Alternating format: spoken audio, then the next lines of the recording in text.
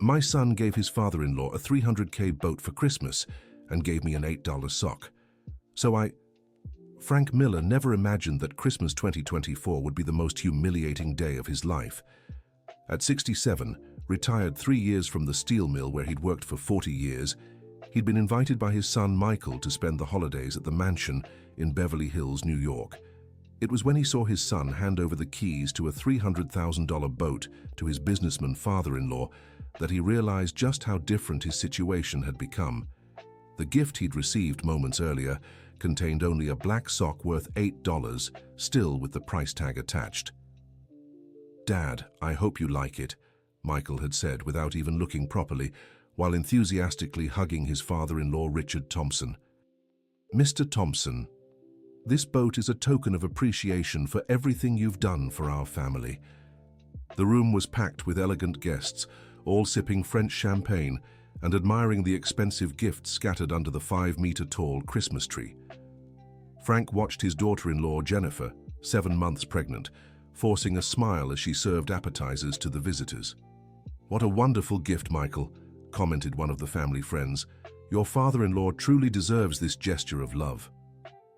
Frank clenched the sock in the pocket of his borrowed dress pants. The fabric was rough and cheap, completely unlike the designer clothes he saw around him. His chest tightened when he noticed some guests looking at him with pity, whispering among themselves. The sound of champagne popping echoed through the room as Richard gave a speech about the importance of family and business. Frank tried to smile, but the words rang hollow in his ears. He decided to slip outside for some air. In the backyard garden, he found Ruth Wilson sitting on a bench, wiping her tears with a tissue. The housekeeper had worked there for 5 years and had always been kind to him during his visits. "Mr. Miller, I'm sorry to be here," she said, trying to compose herself. "I didn't want anyone to see me like this." "What happened, Ruth?" he asked, sitting beside her. "Mrs. Jennifer let me go last night, said they needed to save money with the baby coming," revealed the woman in her early 50s. 25 years working for families, and they fire me on Christmas Eve." Frank's heart ached. Ruth had always treated everyone with kindness, especially Jennifer during her pregnancy. The injustice of it all angered him more than his own humiliation. "But there's more, Mr. Miller," Ruth continued hesitantly. "Yesterday I overheard something I shouldn't have. Your son Michael was talking to his wife about putting you in a luxury nursing home next year." The world seemed to collapse around Frank. Ruth's words echoed in his mind like a funeral bell. Nursing home. His own son wanted to get rid of him. Dear listener, if you're enjoying the story, don't forget to like and especially subscribe to the channel. It helps us a lot as we're just starting out. Now, continuing. "He said it would be better for everyone," Ruth went on, noticing the shock on his face. "That way he could focus on his new family and the business." Frank stayed silent for a few minutes, absorbing the information. 40 years raising that boy, working 3 jobs to pay for his business degree, giving up his own dreams. And now he'd be tossed aside like old furniture. "Ruth, thank you for telling me," he finally said. "You didn't deserve to be treated like this." "Neither did you, Mr. Miller. You're a good man, always have been." They returned to the house separately. Frank tried to act normal for the rest of the evening, but he saw everything with new eyes. The extravagance, the forced laughter, the falseness hanging in the air. During dinner, Richard stood up for a toast, holding the crystal glass as if it were a trophy. "I'd like to thank my son-in-law Michael for this wonderful gift," he declared, prompting applause. "This is how you recognize a united family. Next year we'll do great business together." Michael smiled, pleased, receiving pats on the back from the other men present. Frank bit his tongue to keep from speaking. The hypocrisy made him sick. "And while we're at it," Jennifer announced, standing up with some difficulty, "we want to share that we've found out the baby's gender. It's a boy." The applause grew louder. Michael hugged his wife theatrically, as if posing for photos. "And we've already decided on the name," he continued. "It'll be Richard Miller Thompson, in honor of Grandpa the businessman." Frank felt a stab in his chest. They hadn't even considered using his name. 45 years of honest work meant nothing compared to his father-in-law's business dealings. "How beautiful," the female guests remarked. The baby will have a strong name in the business world. Frank got up from the table, mumbling something about going to the bathroom. In the hallway, he stopped near the living room, where a few men were talking in low voices. He recognized his son's voice. "Honestly, I don't know what to do with my father anymore," Michael said. "He's becoming a burden. He doesn't understand modern business, keeps questioning everything." "Why not put him in a retirement home?" one of his friends suggested. "There are some good ones out there. He'd be well taken care of." "That's what I plan to do next year," Michael confirmed. "That way, I can focus on what really matters. My wife, my son, my business." Frank leaned against the wall, feeling his legs weaken. Hearing it straight from his son's mouth was far worse than imagining it. He returned to the table in silence, finishing the night like a ghost among the living. The next day, back in his modest apartment in Queens, Frank took the sock from his pocket and examined it more closely. There was a small hole in the heel. The disrespect was so great they hadn't even bothered to check if the gift was in good condition. He grabbed a needle and thread from the kitchen drawer, the same one he used for small household repairs. As he sewed, he thought of the years he'd spent mending his son's clothes to save money. How many nights he'd stayed up sewing after a full day's work. The phone rang, interrupting his memories. It was the bank where he'd kept his account for decades. "Mr. Miller, this is the branch calling. There was an attempt to access your savings account last night," the representative informed him. "Since it wasn't authorized by you, we temporarily blocked it." "An access attempt? What do you mean?" "Someone tried to use your information to log in online. Fortunately, you changed your password recently, so they couldn't get in." Frank hung up, his mind racing. Only one person had access to his basic banking details: Michael. When organizing his retirement, his son had helped with some paperwork. He decided to visit the family lawyer, Howard Green, who had handled his few assets since his wife passed away 10 years earlier. "Frank, what a surprise," the lawyer greeted him in his modest office in downtown New York. "How was Christmas?" "Mr. Green, I need to know something. Could someone have tried to get power of attorney over my assets without me knowing?" The lawyer's face turned serious. He checked some papers in his drawer before answering. "Funny you should ask. Your son was here 2 weeks ago asking about power of attorney. Said he wanted to help with your affairs, that he was worried about your age. And you gave it to him?" "Of course not. Power of attorney requires your presence and authorization, but he insisted a lot, said it was urgent." Frank felt his blood boil. The web of lies was slowly unraveling. Michael not only wanted to get rid of him, but also had an interest in his assets. "Doctor, I want to review my complete financial situation. It's been a while since I've seen the paperwork for my wife's inheritance." Howard organized the documents on the table. What they revealed left Frank stunned. Besides the house he knew he owned, there were 3 plots of land in upstate New York that he had inherited from his wife's family. Land that, with urban expansion, was worth far more than he had imagined. "Frank, these plots in White Plains are now in a commercial zone. I've been getting frequent offers from interested buyers." "What kind of offers?" "The latest was $2.5 million for all 3 plots, the lawyer revealed. "But I always said I'd only negotiate with your direct approval." Frank nearly fell out of his chair. $2.5 million. He thought all he had was his pension and the modest house he lived in. "Why did you never tell me about these offers?" "I sent letters to your home, but you never responded. In fact, your last letter was returned as undelivered." Another mystery. Frank always received his mail just fine, unless someone was intercepting it. On his way home, he stopped at the building's front desk to talk to Carl, the doorman. "Carl, by any chance, have you given any of my mail to my son recently?" "Oh yes, Mr. Frank. Dr. Michael came by here about 3 times in the last few months. Said he was helping with your paperwork, that it was better for him to handle important matters." "And you handed it over?" "He's your son, right?" "I didn't think it was a problem. Sorry if I did something wrong." Frank reassured the doorman and went up to his apartment, his mind racing. Michael was intercepting his mail, trying to access his bank account, and wanted power of attorney over his assets. The situation was much worse than he'd imagined. Back in the apartment, the phone rang again. It was an unknown number. "Mr. Frank Miller?" "Yes. This is Richard Thompson." Can we talk in person? I have an interesting proposal. Michael's father-in-law wanted to speak with him directly. Frank agreed to the meeting, curious about the businessman's intentions. The next day, Richard showed up at his apartment door in a black Mercedes. The 60-year-old man, well-dressed and confident, stood in stark contrast to the simplicity of the place.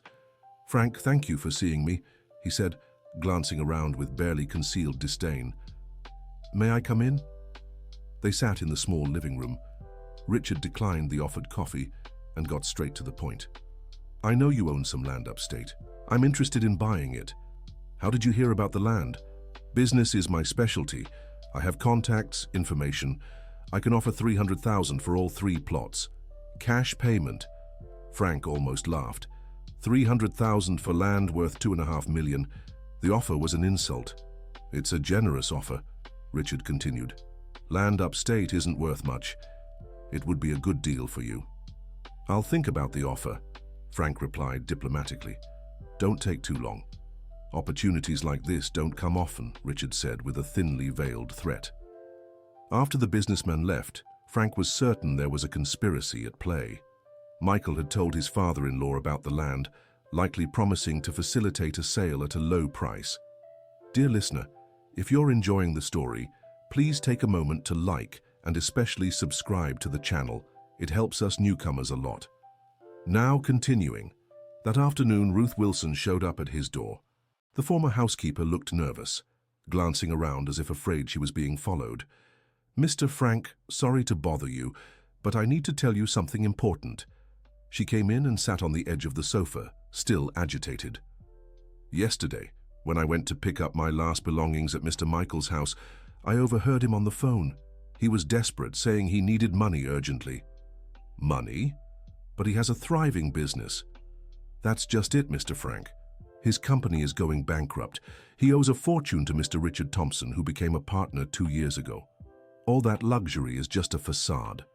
The puzzle pieces began falling into place in Frank's mind. The $300,000 boat wasn't a gift, but a desperate attempt to keep his father-in-law as an ally. "Mr. Richard has been threatening to collect the debts," Ruth continued. "That's why Dr. Michael is so on edge. He needs money urgently, or he'll lose everything." "That's why he wants my land." "Exactly. I heard him say that if he could sell your land, he'd pay off part of the debt and buy time to reorganize." Frank thanked Ruth for the information and promised to help her find a new job. After she left, he sat alone, gathering his thoughts. His son was broke, dependent on his father-in-law, and wanted to use his assets to save himself. After that, he'd dump him in a nursing home to get rid of a problem. The coldness of the plan was chilling. He decided to do his own investigation. Over the next few days, he visited some real estate contacts and confirmed the lawyer's information. His land was indeed worth a fortune, and several companies were interested. In one of these conversations, he discovered something even more shocking. One of the interested parties was a construction company that wanted to build a shopping center on the site. The project would create thousands of jobs and transform the area.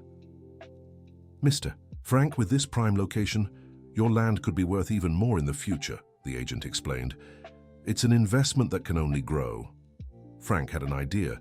Instead of selling the land, he could develop it himself. But he'd need trustworthy partners and capital to invest. He reached out to old colleagues from the metalworking plant, men his age who'd also retired, but still had business connections. One of them, Robert Johnson, was a civil engineer and had started a small construction company after retiring. "Frank, this is the chance of a lifetime," Robert said excitedly after reviewing the land documents. "With this land and my experience, we could create something incredible. But I need to handle a family matter first," Frank cautioned. "What kind of matter?" Frank told his friend the whole story, from the Christmas humiliation to the discoveries about his son and father-in-law's conspiracy. "What an ungrateful son," Robert fumed. "After all you've done for him, I want to give him a chance to make things right. But it has to be done the right way." They came up with a plan. Frank would approach Michael to offer a partnership on the land, but with specific conditions. His son would have to cut ties with Richard, work honestly, and prove he deserved a second chance. 2 days later, Frank called Michael to talk. They arranged to meet at a cafe near his son's office, neutral territory. Michael arrived late and visibly nervous. He greeted his father coldly and ordered a black coffee, no sugar. His hands trembled slightly. "Dad, what did you want to talk about? I'm swamped." "Michael, I know about your financial situation." His son's face instantly paled.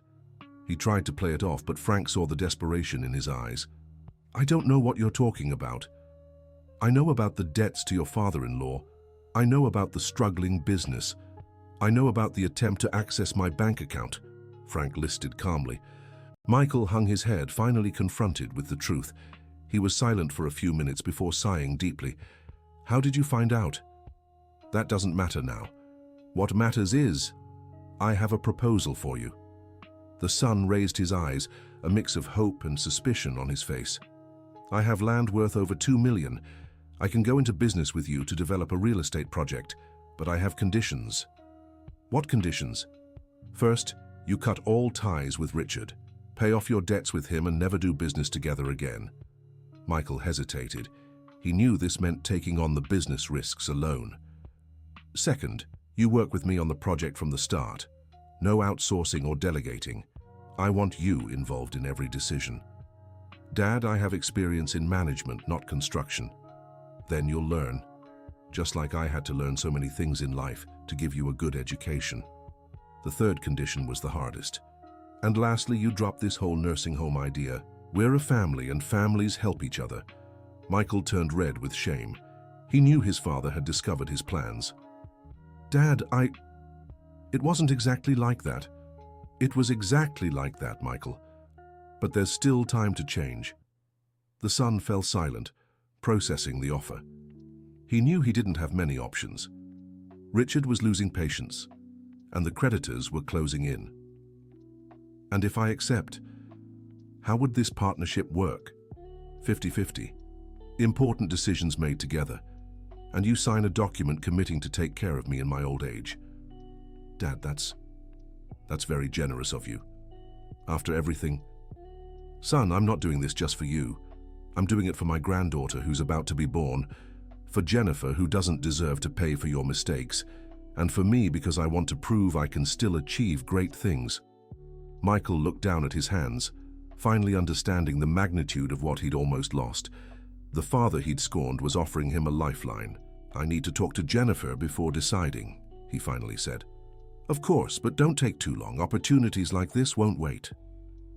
That night, Michael told his wife everything. Jennifer listened in silence, one hand on her rounded belly. When he finished, she began to cry. "Michael, how did we get to this point? Your father has always been good to us." "I know, Jennifer. I know I messed up badly. Accept his offer. It's our chance to start over the right way. But it'll mean working hard without the glamour of big deals. I'd rather have honest work than live a lie. Our son shouldn't be born into a family built on deception." The next day, Michael called his father to accept the offer. Frank smiled as he hung up. The first part of the plan had worked. Dear listener, if you're enjoying the story, don't forget to like, and especially subscribe to the channel. It helps us newcomers a lot. Now, continuing. The meeting with Richard was tense. Michael had arranged to meet at his office to announce the decision to dissolve their partnership. "You're out of your mind, Michael," the businessman roared. "Without me, you're nothing in this market. Mr. Thompson, I'll pay off my debt to you in 6 months. Starting today, we go our separate ways. With what money? Your company isn't even worth half of what you owe me. I've found other partners. Family business." Richard's face twisted with anger. He wasn't used to being challenged, especially by someone he considered beneath him. "You're making a mistake you'll regret for the rest of your life," he threatened, before storming out. Meanwhile, Frank was working with Robert Johnson on the project. They decided to build a commercial center with spaces for small and medium businesses, something that would create jobs and serve the local community. "It'll be a socially impactful project," Robert explained. "Not only will it turn a profit, but it'll transform the area. That's exactly what I want, something that leaves a positive legacy." The following weeks were intense. Father and son met daily to discuss project details. At first, Michael resisted, questioned even the simplest decisions, and grew impatient with the pace. "Dad, this is taking too long. In the corporate world, decisions are made quickly." "And look where the corporate world got you," Frank replied calmly. "Haste is the enemy of perfection." Gradually, Michael began to understand the wisdom behind his father's method. Every decision was carefully considered, every expense analyzed, every partner chosen with care. One day, while measuring the land, Michael found an old box buried near a tree. Inside were old photos, documents, and letters, keepsakes from his mother's family, hidden there decades earlier. Among the photos, Michael saw images of his father as a young man working various jobs. One showed him as a newspaper delivery boy at 17, another as a construction worker in his early 20s, and a third at the steel mill, already married, pride shining on his face. "Dad, you delivered newspapers?" "I did whatever work came my way," Frank said matter-of-factly. Diapers didn't pay for themselves. Michael flipped through more photos and found receipts for his college tuition, amounts that had taken over half his father's paycheck at the time. He finally understood the sacrifice. "Why did you never tell me about these struggles?" "So you could have a happy childhood. That was my responsibility, not yours." Something inside Michael broke then. All his arrogance, all his disdain for his simple father crumbled away. He began to cry right there in the dirt. "Dad, forgive me for everything." Frank hugged his son, feeling he'd finally gotten back the boy he'd raised with so much love. "Son, the past is behind us. What matters is building something good from here on." From that day on, Michael threw himself into the project with renewed passion. He didn't just work, he studied construction, urban planning, and sustainable development, wanting to understand every aspect. Jennifer gave birth in the middle of it all. The baby was healthy, a boy with light eyes just like his grandfather's. When it came time to register the name, Michael made a decision that surprised everyone. "We'll name him Frank Miller after Grandpa." "But Michael, what about the name we chose?" Jennifer asked. "Richard isn't part of our lives anymore. Our son will carry the name of someone who truly deserves honor." Frank held his grandson in the hospital, overwhelmed. The cycle of pain was closing in the best way. "Welcome to the family, Frank Miller Jr.," he whispered. Richard was furious when he heard about the name change. He stormed into the hospital demanding explanations and making threats. "You'll regret crossing me," he hissed at Michael in the hallway. "I have connections that can destroy any business of yours." "Mr. Thompson, you're no longer part of our family," Michael said firmly. "Please leave. You're nothing but a failure dragging your father down with you." Frank, who had witnessed the exchange, stepped forward calmly. "Richard, you gave a $300,000 boat as a gift, but you never gave respect or consideration. I'd rather have the $8 socks my son gave me, because they taught me the value of what's real." The businessman stormed off, vowing revenge, but his threats held no power now. The Miller family was whole again. The real estate project progressed quickly.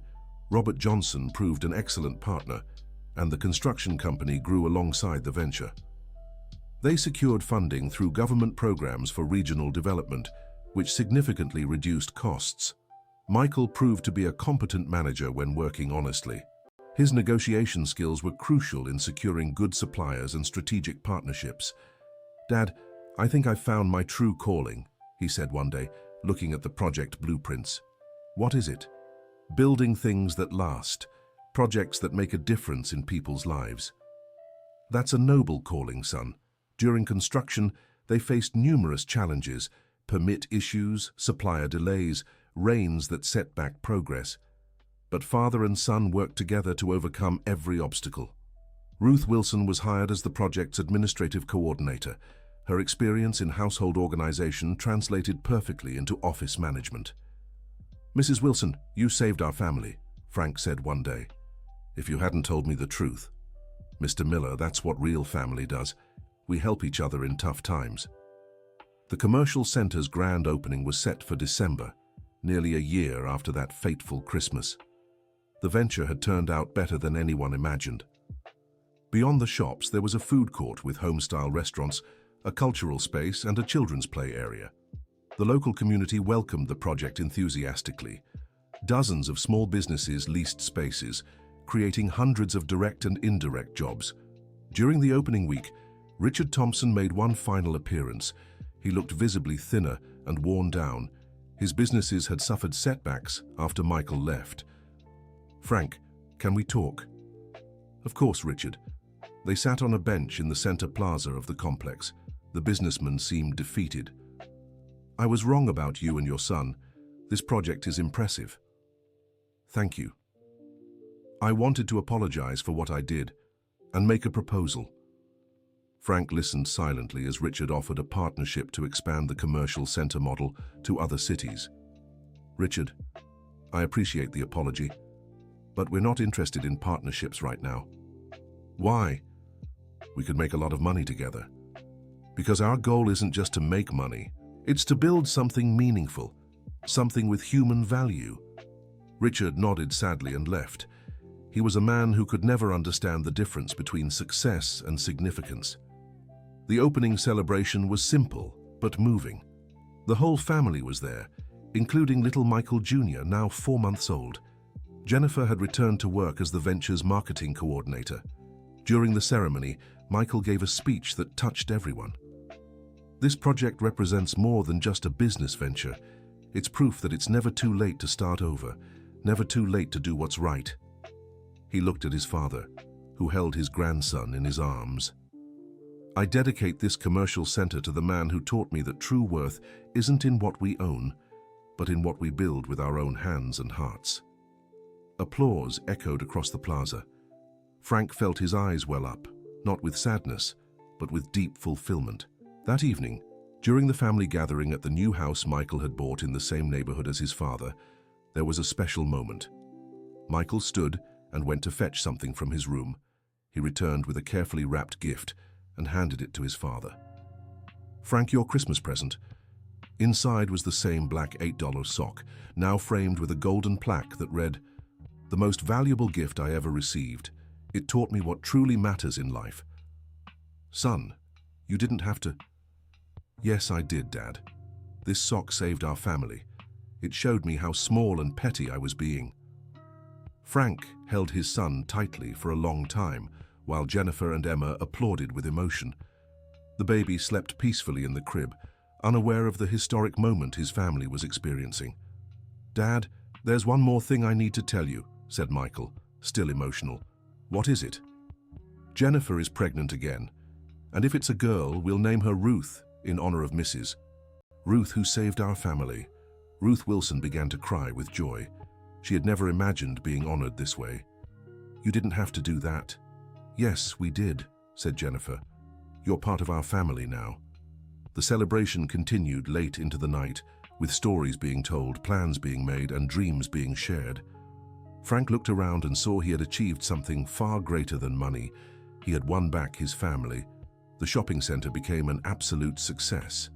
Within 6 months, all the stores were occupied, and there was a waiting list.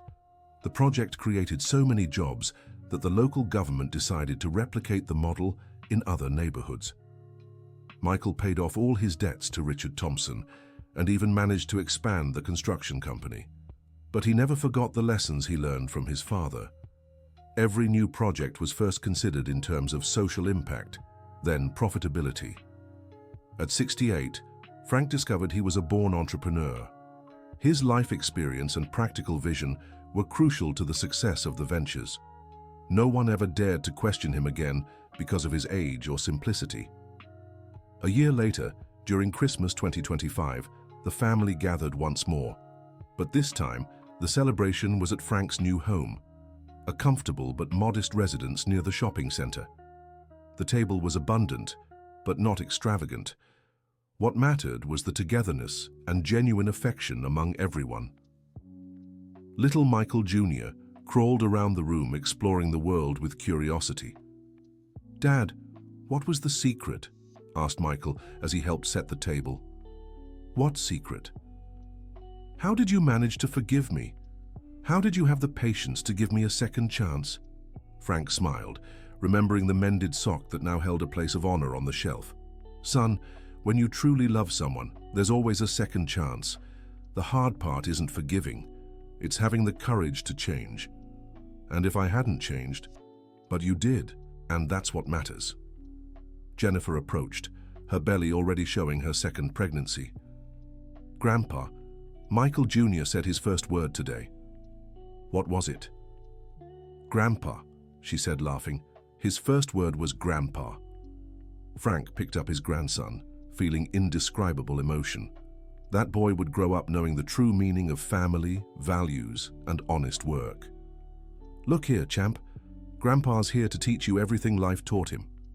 Ruth Wilson entered the room, carrying a tray with the Christmas cake. "Mrs. Ruth, let me take that," offered Michael. "No need, my boy. I still have plenty of energy." And she really did. In her early 50s, she had become a respected businesswoman, managing not only the shopping center, but also a job training program for young people in the community. The dinner unfolded in harmony, with conversations about future plans, stories from the past, and shared dreams. When it was time to exchange gifts, there was a special surprise. Michael handed his father a sealed envelope. "What's this?" "Open it and see." Inside was the deed for half of the shopping center, fully transferred to Frank's name. "Son, this isn't necessary." "Yes, it is, Dad. You invested your land, your savings, and most of all your heart in this project. You deserve to be the rightful owner. But the company is our partnership. The company is still ours, but the shopping center is your legacy. Your name will be engraved there forever." Frank looked at the document with tear-filled eyes. It wasn't the financial value that moved him, but his son's recognition of what he had built. "Now I have a surprise for you all," said Frank, standing up. He brought 3 envelopes from the kitchen, one for Michael, one for Jennifer, and one for Ruth. "What's this, Dad?" "Open them and see." The envelopes contained shares in the construction company. Frank had decided to divide the ownership equally among all who had contributed to its success. "Dad, I can't accept this," protested Ruth. "Yes, you can. You're part of this family now." "But this is worth a fortune," said Jennifer, examining the documents. "And you deserve every penny. We built this together, and we'll reap the rewards together." Emotion filled the room. They all embraced for a long time, sealing not just a business partnership, but a family bond forged in adversity and strengthened by forgiveness. Later, when everyone had left, Frank remained alone in the living room, tidying up the last details. He picked up the framed patched sock and studied it for a few minutes. He thought about everything that had happened since that humiliating Christmas, the betrayal uncovered, the conspiracy revealed, the difficult confrontation, the forgiveness granted, and the family reunited. That $8 sock had truly saved his family, not by magic or miracle, but by revealing truths that needed to come to light. Sometimes the worst situations lead to the best outcomes. He placed the frame back in its spot and headed to the bedroom. On the nightstand was a photo of his late wife, Mary, who hadn't lived to see the reconciliation with their son. "Mary, we did it," he whispered. "Our son became the man we dreamed he would be." He looked out the window and saw the lights of the commercial district in the distance. Hundreds of families now depended on that venture to support their homes. The project had grown into something far greater than just a profitable business. The next morning, Frank woke to a call from the mayor. "Mr. Miller, we have a proposal for you." "What kind of proposal?" "The city wants to hire your company to develop similar projects in other underserved areas. It would be a high-impact social program." Frank smiled. Official recognition of their work was further proof they'd chosen the right path. "I'll discuss it with my team and get back to you."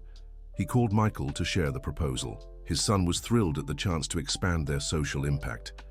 "Dad, this is amazing. We could transform so many communities. But it means a lot of work, son. Are you ready?" "I am, Dad. I learned from the best teacher I could have had." The family business grew quickly, but always upheld the values Frank had set from the beginning. Every project had to have a positive social impact, every employee treated with dignity, every dollar invested responsibly. 5 years later, Miller and Sons had become a national benchmark in urban social development. Michael was frequently invited to speak on responsible entrepreneurship, and in those talks, he always told the story of the $8 sock. "Sometimes we have to lose everything to find what truly matters," he'd say to the audience.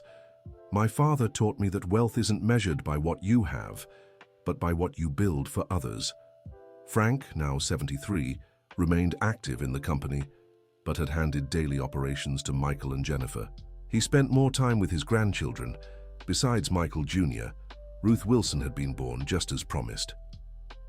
One Sunday afternoon, as he played in the yard with the children, an unexpected visitor arrived. It was Richard, visibly older and weary. "Frank, can we talk?" "Of course." "The kids. Go play inside with Grandma Jennifer." The two men sat in the garden. Richard seemed to carry an enormous weight on his shoulders. "I came to truly ask for forgiveness this time." "Richard, that's already behind us." "Not for me. I lost everything, Frank. The company, my family, my friends, all because of my greed and pride." Frank studied the man he once considered powerful and intimidating. Now he saw only a human being wounded by his own choices. "What do you plan to do now?" "I don't know. I'm old, alone, with no prospects." Frank stayed silent for a few minutes, thinking. Then he made a decision that surprised even himself. "Richard, you have experience in business management, right?" "I do, but we need someone to coordinate our government partnerships department. It's honest work, fair pay, no glamour." Richard looked up, disbelieving. "You're offering me a job, after everything I did?" "I'm offering a chance to start over, but with one condition. No arrogance, no taking advantage. Honest work or nothing." "Why would you do this for me?" "Because I've learned everyone deserves a second chance. My son got his, now it's your turn." Richard began to cry right there in the garden. Decades of hardness and cruelty crumbled before unexpected generosity. "Frank, I don't deserve your kindness." "No one deserves kindness, Richard. We offer it because we choose to be better people, not because the other deserves it." Michael arrived home just then and found his ex-father-in-law in the garden with his dad. His first reaction was suspicion, but seeing the scene, he understood what was happening. "Dad, are you sure about this?" "I am. Richard will work with us. In a simple position, learning our values. If you think it's right." "I do." "And you, Richard? Do you accept the terms?" "I do. And I promise you won't regret it." And they truly didn't regret it. Richard proved to be a dedicated and humble employee. It took months for other co-workers to trust him, but little by little he showed he had sincerely changed. That Christmas, he showed up at the company party with a simple gift for Frank. A black wool sock, identical to the one that had sparked the whole transformation. "I don't want you to take this as a gift," he said. "I want you to keep it as a reminder that people can change." Frank smiled and placed the sock next to the first one on the special shelf at home. "Two socks, two lessons," he told the family. "The first taught me the value of humility. The second taught me the power of forgiveness." The years that followed brought stability and prosperity to the whole family. The company kept growing, always upholding the ethical principles Frank had established. Michael became a nationally respected businessman, often consulted on sustainable development and social responsibility. Jennifer developed financial literacy programs for underserved communities. Ruth Wilson opened a vocational training school that became a regional benchmark. Richard gradually earned everyone's trust and became one of the company's most efficient coordinators. Never again did he show arrogance or greed. He had learned that true success is measured by what we contribute to the world. Frank, now the respected patriarch of a united and thriving family, often said it all started with an $8 sock. "Life's best lessons come wrapped simply," he taught his grandchildren. "What matters is recognizing the value of what we receive." On his 75th birthday, the whole family gathered for a grand celebration. Not just immediate family, but hundreds of employees, partners, and people who had benefited from the company's social projects were there. During his speech, Frank held the frame with the first darned sock. "This sock taught me that it's not about the price of the gift, but the love behind it. Today I understand that my son gave me much more than an $8 sock. He gave me the chance to show that a father's love is greater than any disappointment." Michael stepped closer to the stage and hugged his father tightly, as everyone present applauded emotionally. "Dad, thank you for never giving up on me." Son, thank you for letting me be a real father to you. The party went on late into the night, with music, dancing, and plenty of joy. The children ran around the hall while the adults shared stories and plans for the future. When it was all over and the family gathered in the living room, Frank looked around and felt a deep peace. He had achieved something many parents dream of but few attain, a truly united family. "Grandpa, tell the sock story," asked Michael Jr., now 6 years old. "Which story, my grandson?" "The story of how a sock saved our family." Frank smiled and began telling for the 100th time how a simple gift had transformed their lives. The children listened in fascination, even though they already knew every detail. "And what's the moral of the story?" asked Emma Miller, the youngest granddaughter. "The moral is that true love is stronger than any disappointment, and it's never too late to start over and do what's right." "Grandpa, will you keep the sock forever?" "I will, my dear, and when you grow up it will be yours, so you never forget that the most precious things in life have no price." That night before bed, Frank picked up the frame and looked at it one last time. The black darned sock gleamed under the lamplight, a symbol of a journey that had begun in humiliation and ended in redemption. He thought of his late wife, the years of struggle, the disappointments endured, and the victories won. It had all been worth it to reach that moment of family wholeness. "Thank you," he whispered softly, not quite sure who he was thanking. Maybe life, maybe fate, maybe the sock itself that had changed everything. He placed the frame back in its spot and lay down with a peaceful heart. Outside, the lights of the shopping center twinkled gently, illuminating the homes of hundreds of families who had found dignity and hope through honest work. The $8 sock had truly saved an entire family, and through that family, it had transformed an entire community. Sometimes the greatest revolutions begin with the simplest gestures. The next morning, Frank woke to the smell of coffee made by Ruth Wilson. At 73, she still cared for the family as she always had, now not as a maid, but as a respected and beloved member. "Good morning, Mr. Frank. How did you sleep?" "Like a baby, Mrs. Mary. And you?" "Well, thank God. Michael already called. He wants to have lunch here today with the family." "Of course, they're always welcome." Frank sipped his coffee while watching the street outside. Children heading to school, adults going to work, elders chatting on the sidewalks. Simple, dignified life, exactly as it should be. The phone rang. A journalist wanted to write a story about the family business. "Mr. Frank, we'd like to share your success story, how you overcame hardship and built a business empire." "We don't have any empire," Frank replied with a laugh. "We have a united family and honest work. If you want to tell that story, you're welcome." The interview was scheduled for the following week. Frank knew it was important to share their experience.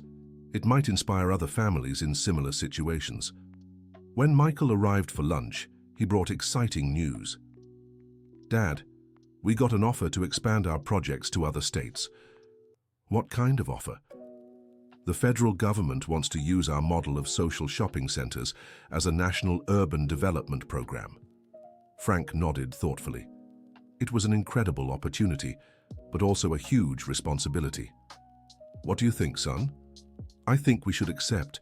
We can help thousands of families across the country.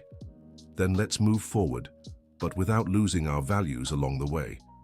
"Never, Dad. That's something I've learned for good."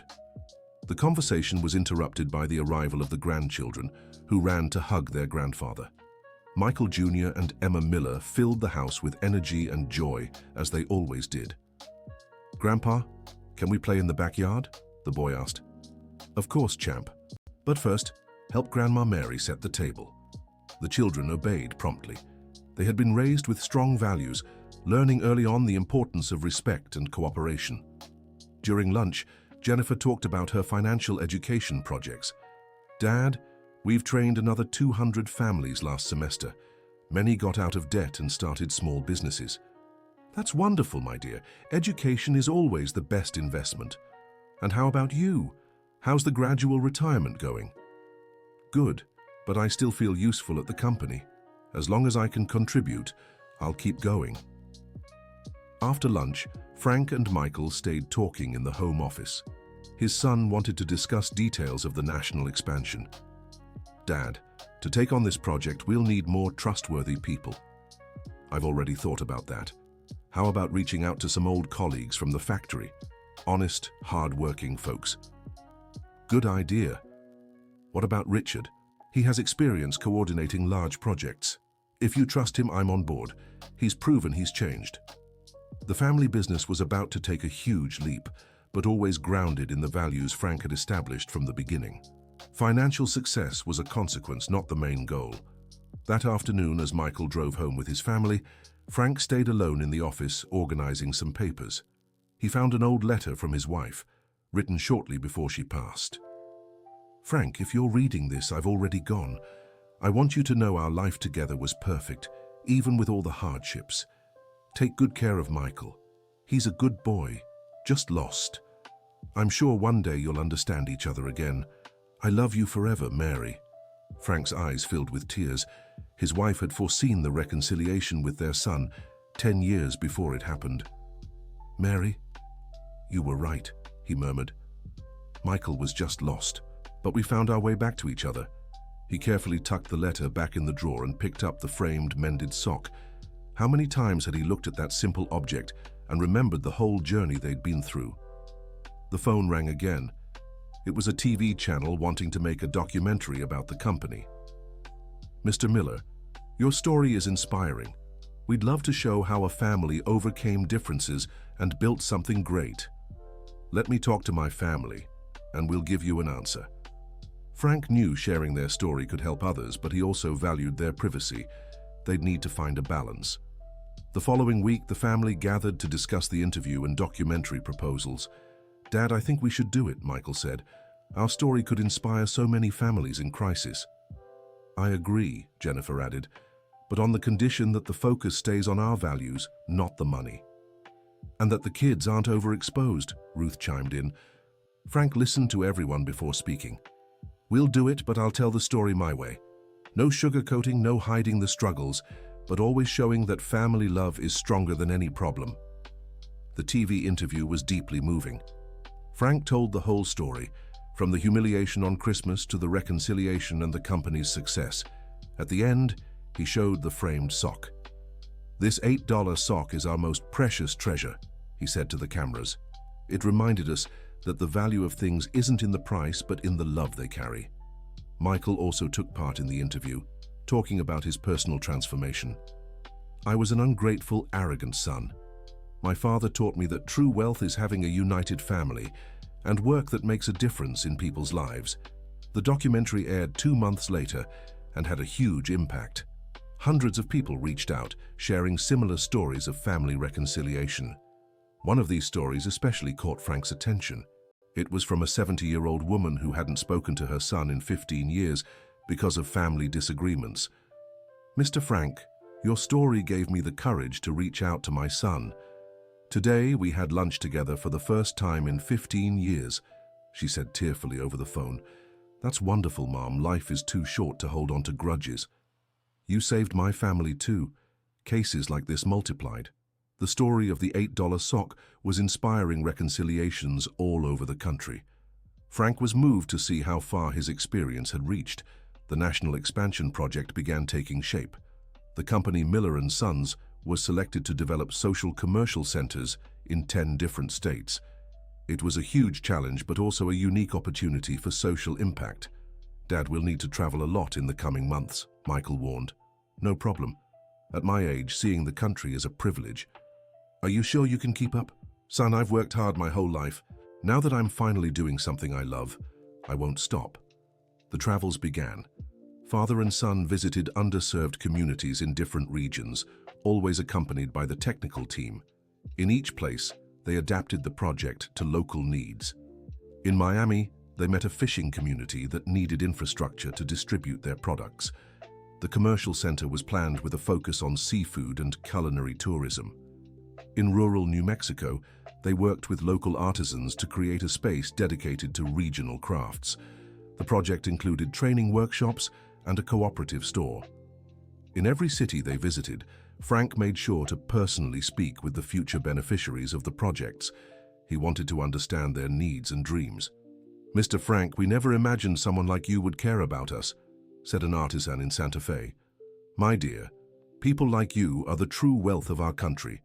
We're the ones who should be grateful for the chance to help." After 6 months of traveling, father and son had laid the groundwork for 20 social commercial centers across the country. Each project would employ between 200 and 500 people directly. Back in New York, they organized a big meeting with all the regional coordinators. Richard had stood out in the logistical organization of the projects, proving his change for good. "Richard, I want to thank you publicly," Frank said during the meeting. "You've shown that people can change when given the right opportunity. Mr. Frank, I'm the one who should thank you. You gave me a second chance when I didn't deserve it." "Everyone deserves a second chance, Richard. The hard part is having the courage to change." The conversation was interrupted by an urgent call. It was from the hospital. Jennifer had gone into premature labor. The whole family rushed to the hospital. The baby was born at just 7 months but healthy. It was another boy named William, in honor of their friend Robert Johnson, a partner since the early projects. "Grandpa, now we're 3 grandsons," said Michael Jr., looking at his baby brother in the crib. "3 treasures," replied the grandfather emotionally. The arrival of the new baby brought even more unity to the family. Jennifer took a temporary leave to care for the child, and Ruth Wilson took over some of her projects. "Mrs. Wilson, don't you think you're taking on too much?" asked Frank. "Oh, Frank, not at all. Taking care of this family is my joy. Besides, I now have a whole team helping me." It was true. The company had grown so much that Ruth Wilson now led a team of 15 in the social department. She had become a respected executive, but never lost her simplicity and warmth. The first anniversary of the Mended Sock was quietly celebrated with family. Frank gathered everyone in the living room and told the story again, this time for the youngest grandson too. "This sock taught us that the best things in life come in simple packages," he said, holding the frame. "Love, family, honest work. None of these have a price, but they're worth more than all the gold in the world." "Grandpa, will I get to tell this story one day too?" asked Emma Miller. "Of course, my dear, and you'll add your own chapters. Our family's story is just beginning." 2 years later, Miller & Sons had become a national benchmark in social development. The shopping centers across the country employed over 10,000 people and served hundreds of thousands of families. Frank, now 77, remained active, but had handed the executive presidency to Michael. He took on the role of board chairman, focusing on the company's philosophy and values. During a lecture at the university where Michael had studied, Frank was asked about the secret to success. "Professor, there's no secret. What we did was very simple. We put people before profit, quality before quantity, and family above all." "But Mr. Miller, how do you maintain these values as the company grows so much?" "By hiring people who share the same values and never forgetting where we came from." He showed the students the photo of the mended sock. "Carrying this with me reminds me every day that success isn't what you accumulate, but what you build for others." The students applauded, moved. Many approached him after the lecture with personal questions. "Mr. Miller, my father and I haven't spoken in years. How can I fix this?" "Son, start by asking for forgiveness. Even if you think you weren't wrong, apologize for letting pride get in the way of love. What if he won't listen? Persist with love, but respect his time. Sometimes reconciliation takes a while." Frank always made time to advise people facing family struggles. He had become an informal counselor, helping families in crisis through his experience. At home, life remained peaceful and happy. The 3 grandchildren grew up healthy and close. Michael Jr., now 8, showed interest in the family business. Emma, at 6, loved books and wanted to be a teacher. William, the youngest, crawled around the house spreading joy wherever he went. "Grandpa, when I grow up, can I work at the company?" Michael Jr. asked one day. "Of course, my boy, but first you must study hard and learn that work is about serving people." "What do you mean by serving?" "Our work only has value if it helps others live better lives." "Oh, like the shopping center that helps families?" "Exactly, champ, you're already getting it. Conversations with his grandchildren were always special to Frank. He wanted to pass on not just family values, but also the importance of building a better world. One day, news arrived that moved the entire family. The company had been invited to receive a national honor for its contribution to the country's social development. "Dad, it's an incredible honor," said Michael. "We'll receive the award at the White House." "That's wonderful, son. But remember, the honor isn't ours. It belongs to all the families who worked with us to build something good." "Of course, Dad. I'll never forget that." The ceremony was unforgettable. Frank Miller spoke on behalf of the company, but made sure to dedicate the award to everyone who had made their projects possible. "This award isn't mine or my family's," he said on stage. "It belongs to every worker, every merchant, every customer who believed we could build something better together." In the audience, Michael was moved seeing his father recognized nationally. He thought about how it had all started with his own arrogance, almost destroying their family. After the ceremony, reporters swarmed Frank asking for details about the company's future projects. "Mr. Miller, what are your plans for the next few years?" "To keep doing what we know best, creating opportunities for hard-working families, and preparing the next generation to carry on this work." "Do you consider yourself a successful businessman?" "I consider myself a proud grandfather, a fulfilled father, and a citizen who had the chance to contribute to a better country." The response went viral on social media. Many people praised the humility and wisdom of the businessman who had turned an $8 sock into an empire of good. Back in New York, the family threw a party to celebrate the honor. Not just relatives attended, but hundreds of employees and business partners as well. During the party, Richard Thompson approached Frank with emotion in his eyes. "Frank, I need to tell you something." "Go ahead, Richard." "You saved my life, literally. I was ready to give up on everything when you offered me that opportunity."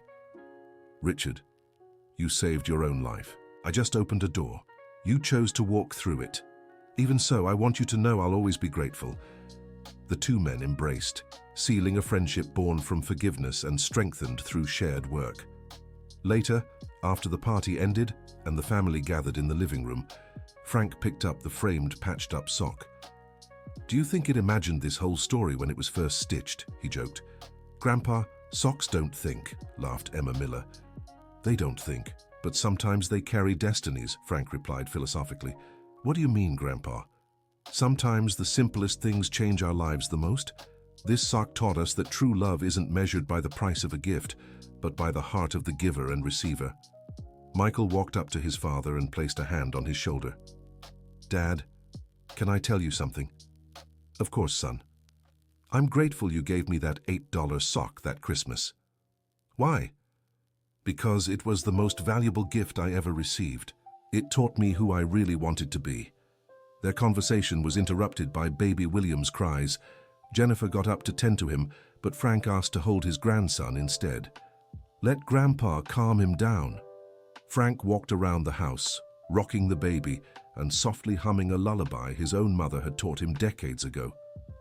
"What a beautiful grandson you are, William. You'll grow up in a close family, surrounded by love and strong values." The baby stopped crying and looked at his grandfather with curious eyes, as if understanding every word. "Grandpa will tell you the story of the magic sock when you're a little older," Frank murmured. "It's a story about how family love can overcome any hardship." In the kitchen, Ruth Wilson finished tidying up the last party details. At 75, she still cared for her family with the same tenderness as always. "Mrs. Emma, the party turned out perfect," said Jennifer, helping with the dishes. "Thank you, dear. Seeing this family happy is my greatest joy. You're part of all this. You're our matriarch, too." Ruth Wilson smiled, moved. She had never imagined she'd be considered part of such a special family. In the living room, Michael watched his father holding the baby. The scene made him reflect on all the opportunities he'd nearly lost because of pride and greed. "Jennifer, look at that," he said to his wife. "Beautiful, isn't it? Your father is a wonderful grandfather. He's a wonderful man in every way, and I almost threw it all away. But you didn't, love. You found your way back to each other. Thanks to that blessed sock." Jennifer laughed and hugged her husband. They'd been married nearly 10 years, but she felt she was seeing a completely different Michael after his reconciliation with his father. "Michael, can I ask you something?" "Of course." "Do you regret anything?" Michael thought for a few seconds before answering. "I regret taking so long to appreciate my father, but I don't regret going through all of it, because it made me the man I am today." "And what kind of man is that?" "A man who understands family is the most precious treasure there is." The evening ended with everyone gathered in the living room, talking about future plans and memories of the past. The children fell asleep on the couch, and the adults carefully carried them to their rooms. Frank was the last to retire. He stayed alone in the living room for a few minutes, looking at the framed, mended sock. "Thank you for changing our lives," he whispered. Then he picked up a photo of the whole family together during the party and placed it beside the frame. It was important to preserve that moment of absolute fulfillment. In his room before bed, he opened the drawer where he kept his late wife's letter. He reread her prophetic words about reconciling with Michael. "Mary, you were right about everything. Michael wasn't bad. He was just lost. And we found our way back to each other." He put the letter away and lay down with a peaceful heart. At 77, he felt he had fulfilled his mission as a father, grandfather, and citizen. Outside, the city slept quietly. In the business district, security lights softly illuminated the building that had become a symbol of hope for thousands of families. And on a shelf in the simple but cozy home, a mended black sock rested in its golden frame, a silent guardian of a story that proved the most beautiful miracles happen when love overcomes pride. The end. Now tell me what you thought of this story and where you're following us from. If you have something to share, leave us an honest comment. Do you believe Frank made the right decision giving his son a second chance? We'd love to hear your thoughts.